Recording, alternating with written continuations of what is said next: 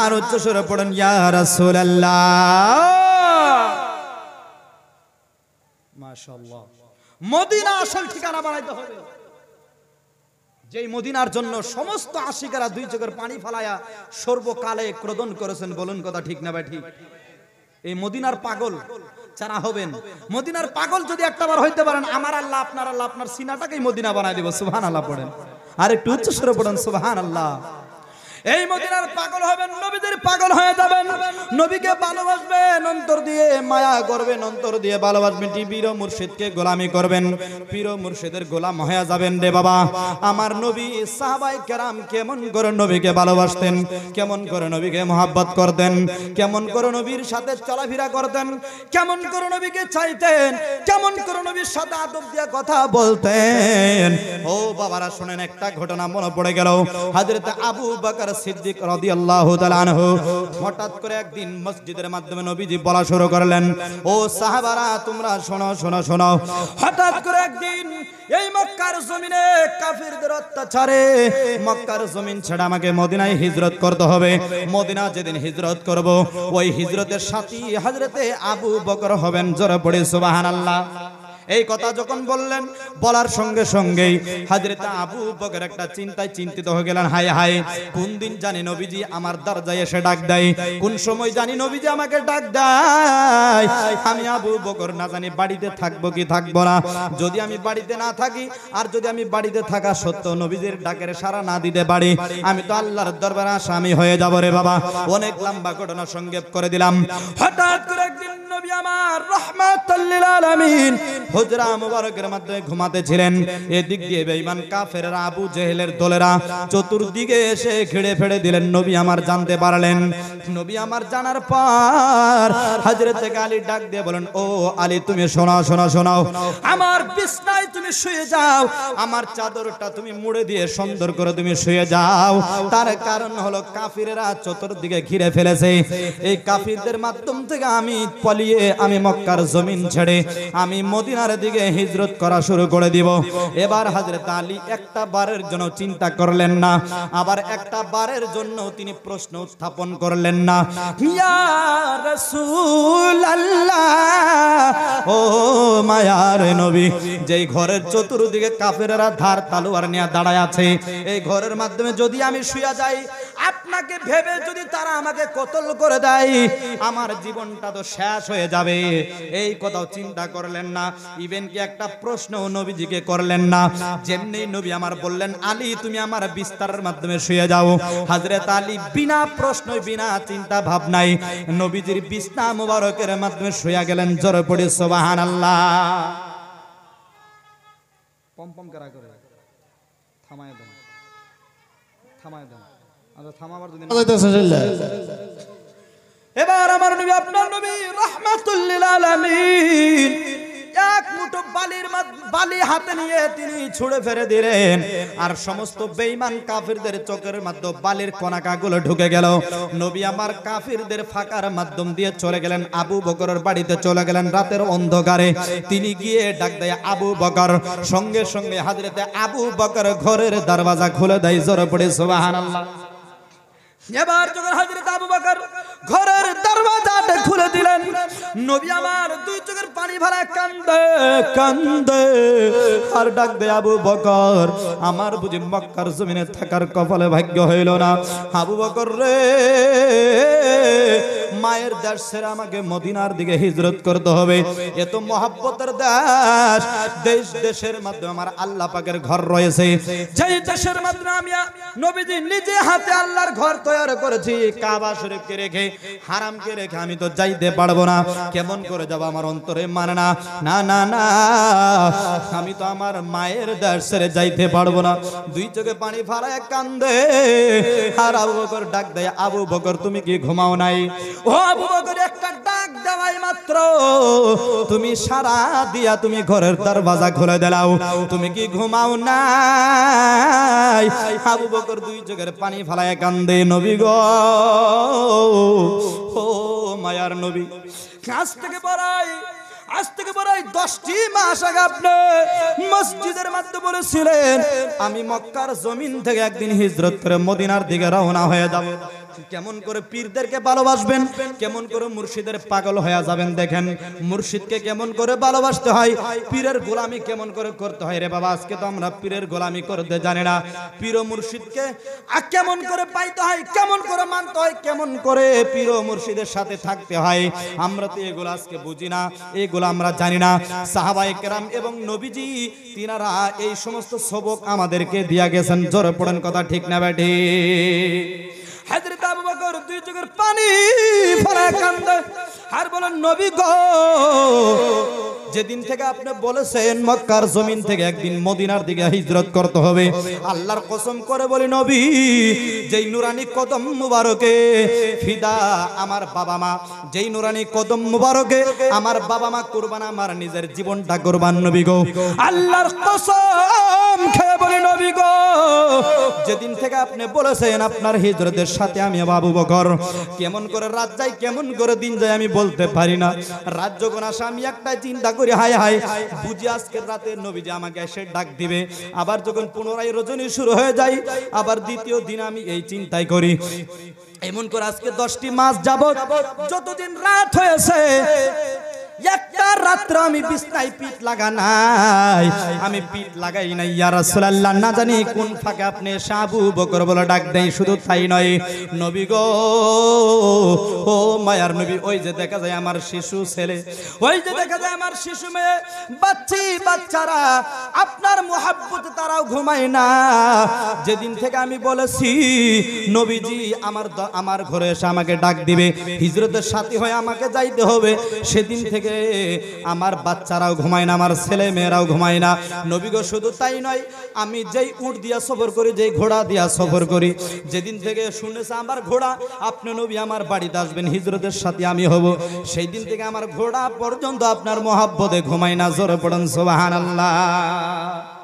এমন করে যখন নবীজিকে মহব্বত করা শুরু করলেন হযরত আবু বকর সিদ্দিক রাদিয়াল্লাহু তাআলা আনহু নবীজির সাথে হিজরত করা শুরু করলেন। হিজরত করতে করতে যখন হযরত আবু বকর একবার ডাইনে যায়, একবার বামে আসে, একবার সম্মুখে যায়, একবার পিছনে আসে, নবী আমার বললেন, আবু বকর তুমি এমন করা শুরু করলাও কেন, তুমি এমন পাগলামি করা শুরু করলাও কেন, একবার সামনে যাও, একবার পিছনে আসো, একবার ডাইনে যাও, একবার বামে আসো, তার কারণ কি? আবু বকর দুই চোখের পানি ফেলায় কান্না করার বলে, নবী গো, দয়ার নবী, মায়ার নবী, আজকে আপনি আমার সাথে হিজরত করে করে মদিনার জমিনে হিজরত শুরু করে দিয়েছেন, আমার সাথে আপনি সফর করা শুরু করেছেন। এই সফরের মাধ্যমে নবী গো, বেঈমান কাফিরের দলেরা যদি পাথর দিয়ে আপনাকে আঘাত করে, নবী গো, আমি থাকা সত্য যদি আপনার গায়ে পাথরের আঘাত লাগে, বেঈমান কাফিররা যদি তীর দিয়ে আঘাত করে, তীরের আঘাত যদি আমি আবু বকর থাকা সত্ত্বে আপনার গায়ের মাধ্যমে এসে লেগে যায়, নবী গো, কাল কিয়ামতের দিন আমি আসামির কাতারে দৌড়ে যাব, আমার আল্লাহ পাক আমাকে আসামি বলে ডাক দিবেন। না না না, ইয়া রাসূলুল্লাহ, আমি জীবিত থাকতে কোন বেঈমান কাফেররা পাথর দিয়ে আঘাত করুক আমি সহ্য করতে পারবো না। আমি জীবিত থাকতে কোন বেঈমান কাফেররা তীরের আঘাত করে আমি সহ্য করতে পারবো না গো নবী। হযরত আবু বকর দুই চোখের পানি ফেলে কান্নার বলে, নবী গো, কোন বেঈমান কাফেররা কোন পাথর চিপাই থেকে যদি তীরের আঘাত ছড়ে, কোন বেঈমান কাফেররা কোন আড়াল থেকে যদি পাথর দিয়ে ঢেল দেয়, ওই পাথরের ঢেল আপনি নবীর শরীরে লাগার আগে আগে জানো, ওই তীরের আঘাত আপনি নবীর শরীরে লাগার আগে জানো আমি আবু বকরের কলিজাতে লাগে। জোরে পড়ি সুবহানাল্লাহ। এমন করে নবীকে ভালোবাসেন সাহাবায়ে কেরামরা, নবীকে এমন করে ভালোবাসেন, নিজের জীবনের পরোয়া করে নাই, নিজের মৃত্যুর পরোয়া করে নাই রে বাবা। এমন করে যখন সফর শুরু করলেন, সফর শুরু করতে করতে হিরার গুহার মাধ্যমে পৌঁছে গেলেন রে বাবা। পৌঁছে যাওয়ার পর এদিকে কাফেররা নবীজিকে ঢুঁড়তেছেন, তালাশ করতেছেন, যেখানেই পাবো সেখানেই নবীকে কতল করে দিবে রে বাবা। ও বাবারা, ও জনতা সুন্নি প্রেমিক ভাইরা, এবং পীর মাশাইখদের গোলামেরা আপনারা শোনেন, রাসূল প্রেমিক আল্লাহর ওলি প্রেমিকেরা আপনারা দিলের কান দিয়ে শোনেন রে বাবা। আমার আল্লাহ রাব্বুল আলামিন আবু বকরকে কত ইশক মোহাব্বত দান করেছিলেন, নবীকে কেমন করে ভালোবাসছিলেন, এই কথা বুঝাইতে গিয়ে আমি পীরদেরকে কেমন করে ভালোবাসতে হয়, আল্লাহর ওলিদের সাথে কেমন করে সম্পর্ক স্থাপন করতে হয়, কথাটা ক্লিয়ার করে আমার বক্তব্য শেষ করে দিব। যেহেতু হুজুর চলে আসছেন, আমি হুজুরকে বসায়া রাইখা কোন ধরনের বক্তব্য করতে চাই না। একটাবার দরুদ পড়েন, সবাই পড়েন আল্লাহুম্মা সাল্লি আলা মাওলানা মুহাম্মদ ওয়া আলা আলি সাইয়্যিদিনা মাওলানা মুহাম্মদ। শেষ করতে যাচ্ছি, তবে ছোট্ট একটা ঘটনা ক্লিয়ার করে দেই বাবারা। আবু বকর যখন গর্তের মধ্যে ঢুকে গেলেন, ওই গর্তটা সুন্দর করে ক্লিয়ার করে দিলেন। ক্লিয়ার করে দেওয়ার পর অনেকগুলো গর্ত ছিল, ভিতরে অনেকগুলো গর্ত ছিল। হযরত আবু বকরের জামা চিড়ে চিড়ে হযরত আবু বকর গর্তগুলো বুনজায় দিলেন, ক্লিয়ার করে দিলেন। কিন্তু একটা মাত্র গর্ত তিনি বুনজাইতে পারলেন না, ক্লিয়ার করতে পারলেন না। তিনার পায়ের গুসা দিয়া গর্তটাকে বন্ধ করে দিলেন। কিন্তু দেখা গেল আল্লাহর একটা মাখলুক, যেটাকে আমরা সাপ বলি, একটা সর্প, ওই গর্তের মাধ্যমে তিনি ইন্তজার করতেছিলেন নবীকে জিয়ারত করার জন্য। একদিন আল্লাহকে ডাক দেয়, আল্লাহ আপনার হাবিব নাকি এই রাস্তা দিয়া জিয়ারত করে মদিনার দিকে রওনা হবে, আর এই গর্তের মাধ্যমে সে আশ্রয় নিবে, সেদিন আপনার হাবিবকে আমি জিয়ারত করব। জোরে পড়ি সুবহানাল্লাহ। এই আশা নিয়ে ওই সর্প ওই গর্তের মাধ্যমে লুকিয়েছিলেন। কিন্তু হযরত আবু বকর তিনার পাও দিয়া গর্তটাকে ঢেকে দিলেন। ঢেকে দেওয়ার পর ওই সর্প অনেক ধরনের চেষ্টা চালানোর পরেও পাওটাকে সরাইতে পারলেন না। তিনি ধ্বংস করে দিলেন, পাওয়ের মাধ্যমে কেটে দিলেন। পাওকে কেটে দেওয়ার পর তিনি বিষে আক্রান্ত হয়ে লালিত জ্বলিত হয়ে গেল। এবার যখন হযরত আবু বকর সাপের বিষে আক্রান্ত হয়ে শ্রান্ত হয়ে চোখের পানি ফেলায় কান্না করে, এক ফোঁটা চোখের জল যখন নবীদের চেহারা মুবারকে পড়ে গেল, নবী আমার চোখ মুবারক খুলে বলে, ও আবু বকর সিদ্দিক, আপনি কান্না কেন করেন? নবী, হে কান্না করার কোনো বিষয় কারণ নয়, কোনো বড় কারণ না, একটা মাত্রই কারণ, আমাকে সাপে দংশন করেছে। জোরে পড়েন আল্লাহু আকবার। নবী আমার বললেন, আবু বকর তুমি আগে কেন বলো নাই?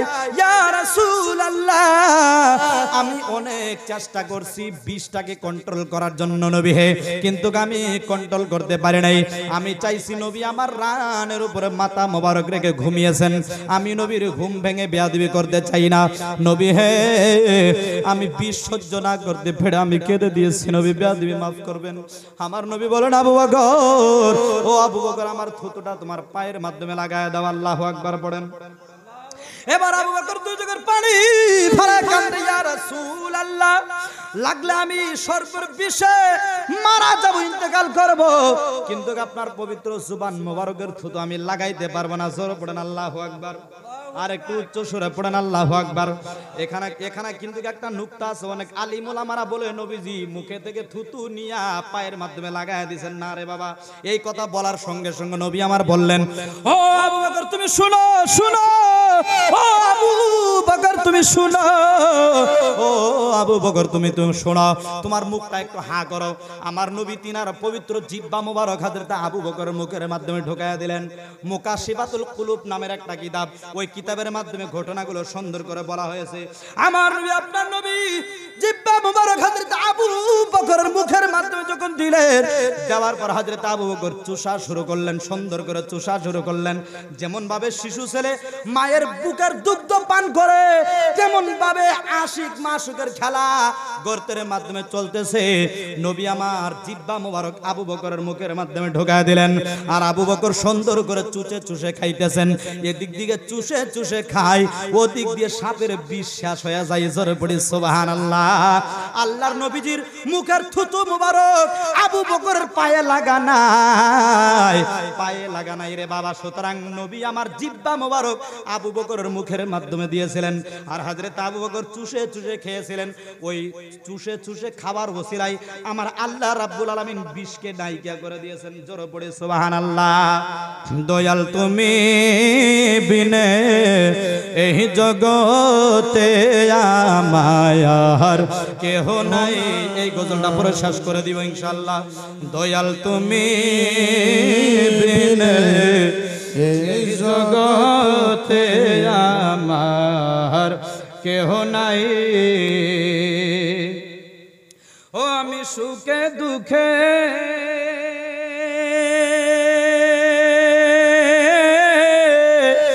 আমি তোমার মুখ দেখে ও শান্তি পাই দয়াল। সুখে দুঃখে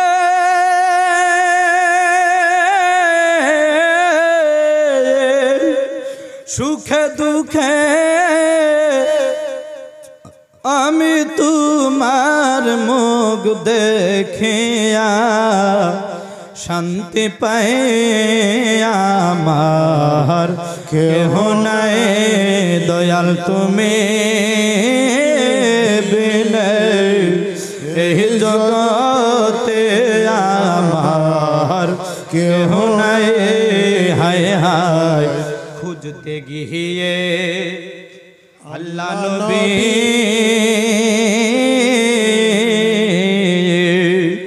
সামনে পাইলাম মুর্শিদের ছবি গো। জোরে পড়েন সুবহানাল্লাহ সুবহানাল্লাহ। খুঁজতে গিয়ে আল্লাহ নবী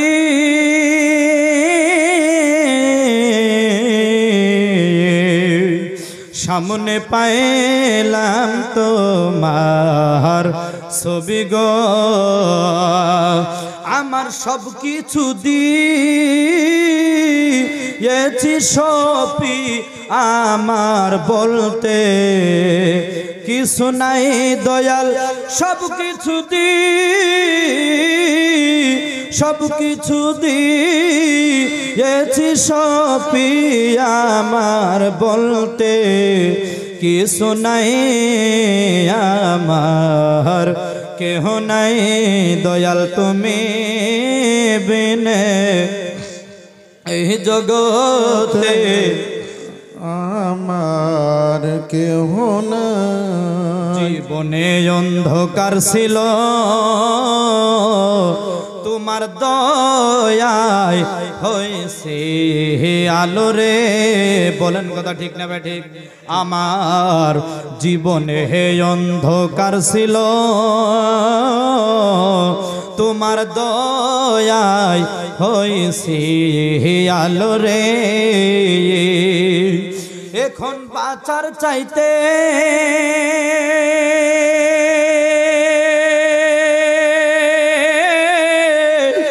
মরণ ভালো যদি তোমায় ও নাহি পাই দয়াল।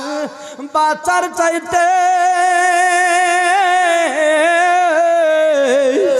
বাঁচার চাইতে মরণ ভালো যদি তোমায় নাহি পাই আমায় আর কেহ নাই। দয়াল তুমি বিনে এই জগতে আমার কেহ নাই। তবে জানা হোক অনেক ধরনের কথা।